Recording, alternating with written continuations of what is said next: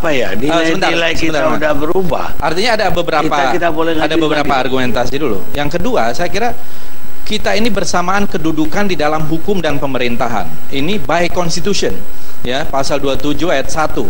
Itu Undang-Undang Dasar 45. Dan yang namanya presiden itu bukan simbol negara. Itu ada Undang-Undang nomor 24 tahun 2009. Simbol negara itu adalah bendera, bahasa, dan lambang negara. Lambang negara itu apa? Garuda Pancasila. Bukan presiden. Jadi foto presiden itu bukan lambang negara, bukan simbol negara. Itu hanya foto, gitu ya. Jadi kita harus lihat itu undang-undang yang mengatakan seperti itu. Jadi kalau kita lihat jangan sampai ada kemunduran di dalam demokrasi kita.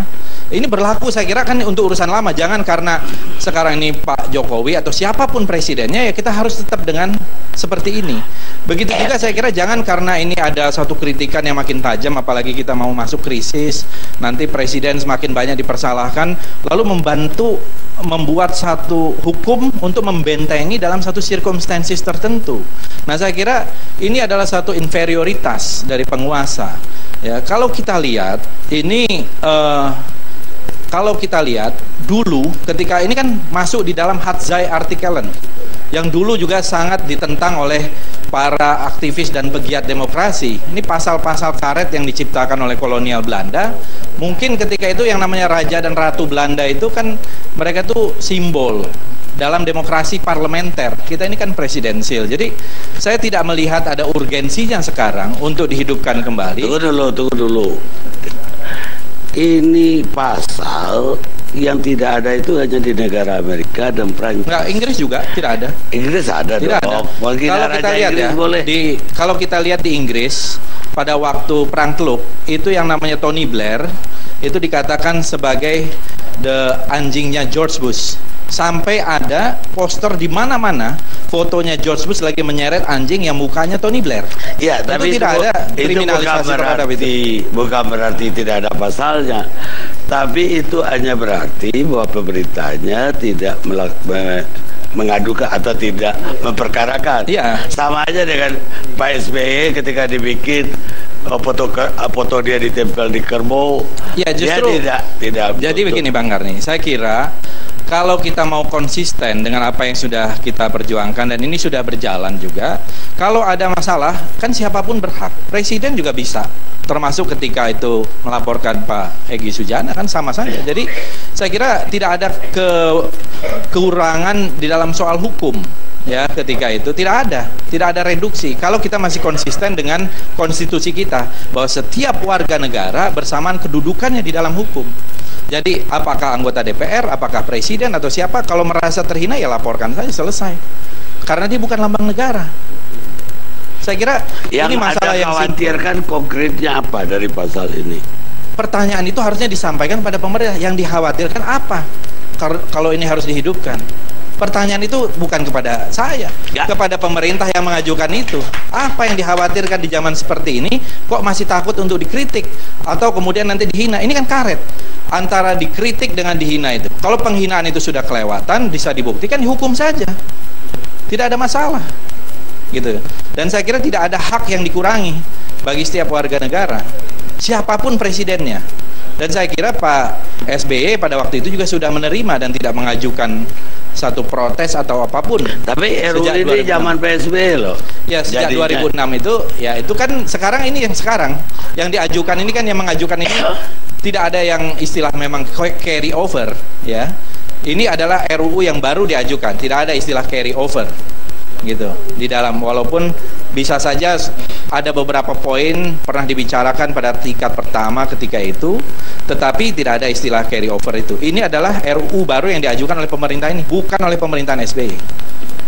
Itu. Jadi Anda nggak sependapat dengan itu, Pak itu? Saya kira tidak ada urgensinya, apalagi di zaman sekarang nanti akan lebih banyak korban. Saya kira semangat dari para pegiat demokrasi ketika itu adalah menghapuskan pasal-pasal warisan kolonial Belanda. Kenapa sekarang kita harus menghidupkan lagi pasal-pasal kolonial kalau Belanda? Itu semua pasal KUHP dari kolonial Belanda. Yang pasal karet. Sebenarnya yang dibilang artikel yang Anda maksud tadi menyebarkan kebencian, bukan penghinaan presiden. Ya, termasuklah itu bagian dari pasal-pasal yang waktu itu dianggap bisa mengkriminalisasi.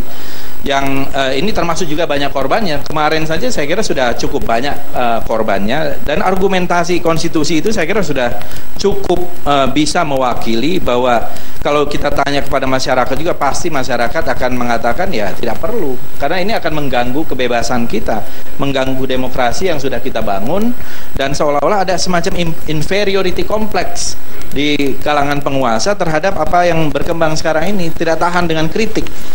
Gitu, tidak tahan dengan itu, kan harusnya biasa-biasa saja. Baik, sekarang saya minta ditangkapin oleh Henry Yosol di Ningrat. Terima kasih.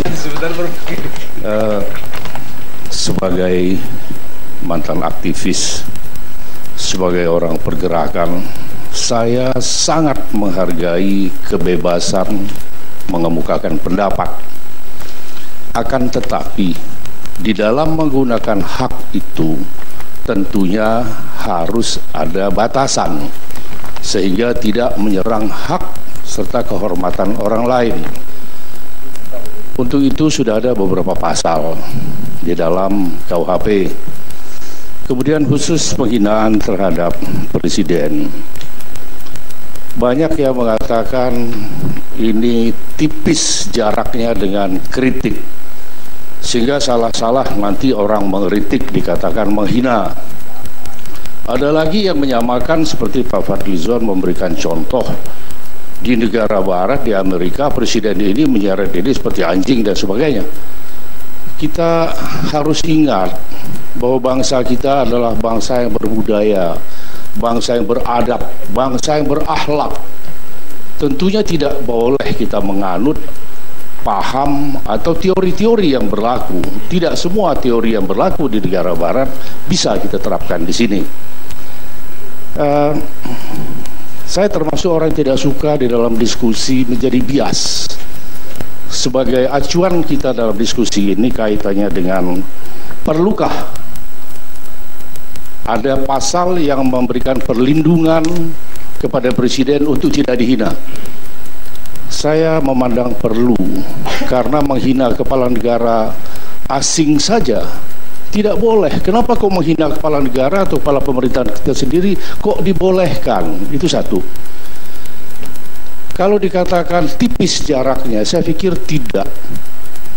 Dalam penghinaan sejauh ya, di dalam delik penghinaan itu harus disebutkan yang dimaksud dengan menghina itu apa.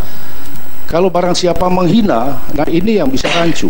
Menghina itu harus mengandung rumusan delik yang mutlak harus ada unsur willen, unsur dengan sengaja, unsur dengan maksud, atau unsur dengan tujuan. Artinya akibat yang terjadi dikehendaki oleh pelaku. Tujuannya apa? Tujuannya adalah untuk mempermalukan orang yang dimaksud. Dia tidak mempunyai tujuan lain. Akibat yang terjadi diinsafi oleh si pelaku. Kan gitu dalam teori pidana. Sementara yang namanya kritik sejauh tidak mengandung muatan tujuan untuk mempermalukan, untuk menyerang kehormatan, maka itu adalah kritik.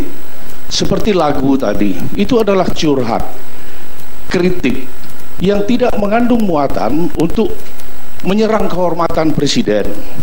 Jadi kenapa kok kita terlalu jauh bahwa ini bukan kepala negara? Nanti kita sampai pagi perbedaan pendapat mengenai apakah kepala negara atau bukan. Saya mengatakan presiden selain kepala pemerintahan juga ada kepala negara, dan saya siap berdiskusi mengenai itu sampai pagi. Jadi supaya kita tidak bias ya, kita batasilah apa sih keberatan bagi teman-teman yang tidak setuju. Ya, saya bagi yang pihak yang setuju itu antara lain karena untuk bangsa kita sebagai bangsa yang bermartabat. Apa keberatan aja udah disampaikan Fadli tadi. Apa aja keberatan dia terhadap? Keberatan itu sangat subjektif. Ya, saya juga mantan aktivis. Saya tahu kalau pasal yang sudah dibatalkan oleh MK itu saya maklumi dan saya setuju untuk dibatalkan. Dan tidak berarti bahwa pasal yang sudah dibatalkan itu kita tidak boleh untuk mengajukan lagi pasal mengenai substansi yang sama tapi rumusan deliknya yang berbeda. Ini harus dibedakan. Tapi kalau pasal rumusan deliknya sama, ya itu yang nggak boleh. Itu pekerjaan bodoh kita lakukan. Jadi itu pendapat saya, Bang. Ya itu juga nggak dilarang kalau ada mau tahu. Ada mau jawab? Ya, kalau kita lihat tadi kalau saya mengambil contoh itu karena tadi disebut negara saja, artinya kita juga tidak mau ada penghinaan terhadap siapapun, bukan hanya kepada presiden, kepada rakyat kecil pun kita tidak boleh menghina, ya, kepada apalagi kepada presiden. Tetapi kalau ada yang menghina dan yang terhina itu merasa itu terganggu, ya dilaporkan saja. Tapi tidak perlu ada satu pasal penghinaan khusus kepada presiden dan wakil presiden. Itu masalahnya. Tapi kita bukan berarti kalau tidak ada pasal itu kita boleh menghina presiden. Itu logikanya di mana itu? Kalau ada yang mengatakan kalau kepala negara lain, saya tidak tahu di pasal mana ada negara lain boleh kita hina. Kemudian ada. Ya artinya tidak boleh dihina, bukan boleh dihina. Ya saya kira siapapun tidak boleh dihina dimanapun. Dan kalau orang merasa dihina itu keberatan, ya mereka bisa mengajukan satu tuntutan. Nah ini masalahnya saya kira sederhana. Tidak boleh ada yang menghina siapapun termasuk presiden. Tapi tidak perlu ada pasal penghinaan kepada presiden. Di situ saya kira logikanya. Nah ini yang saya kira perlu kita rujuk karena kita bersamaan kedudukannya di dalam hukum dan pemerintahan. Karena presiden ini bukan raja dan presiden itu bukan simbol negara. Gitu ya. Simbol negara sudah ada dalam undang-undangnya, bendera, bahasa, lambang negara, Garuda Pancasila. Saya kira period, selesai itu. Baik, sedikit Bang Karni, ini saya anggap penting ya. Jadi artinya bahwa presiden sama dengan menganut bahwa setiap warga negara mempunyai kedudukan yang sama di mata hukum. Dalam hal-hal tertentu presiden itu berbeda. Kewenangan atau hak atau status presiden itu melekat 24 jam. Ya. Jadi tidak bisa dikatakan bahwa saya menghina dia ketika malam hari. Maka pasal sekian, saya hanya bisa dikatakan menghina presiden ketika sedang menjalankan jabatan. Jabatan presiden itu melekat, berbeda dengan jabatan-jabatan pejabat negara yang lain. Jadi kenapa harus pasal tersendiri? Itu satu. Kemudian saya ingin saya berbeda pendapat dengan Dr. Margarito yang mengatakan bahwa seluruh penegak hukum itu adalah pembantu atau aparat presiden. Saya pikir tidak. Tadi mengatakan itu bahwa hakim itu berada di Mahkamah Agung. Mahkamah Agung bukan pembantu presiden. Hakim bebas ya bertanggung jawab pada Tuhan Yang Maha Esa sebagaimana dalam birakhirah putusan demi keadilan berdasarkan Tuhan Yang Maha Esa. Yang soal itu melekat tadi. Melekat itu saya kira itu argumentasi itu sangat sumir. Melekat 24 jam. Saya kira semua pejabat itu melekat dengan amanah yang ada, dengan tanggung jawab yang ada, dengan segala tugas fungsinya itu melekat dengan berbeda-beda level. Apalagi ini presiden ya sama saja dengan yang lain-lain, dengan pejabat-pejabat yang lain, semua melekat gitu ya. Tidak bisa presiden dipisahkan dengan yang lain seolah-olah kecuali misalnya dia itu raja. Nah itu baru agak berbeda mungkin kalau kita. Tapi di dalam perjalanan konstitusi kita dan perjalanan kita bernegara itu sama saja.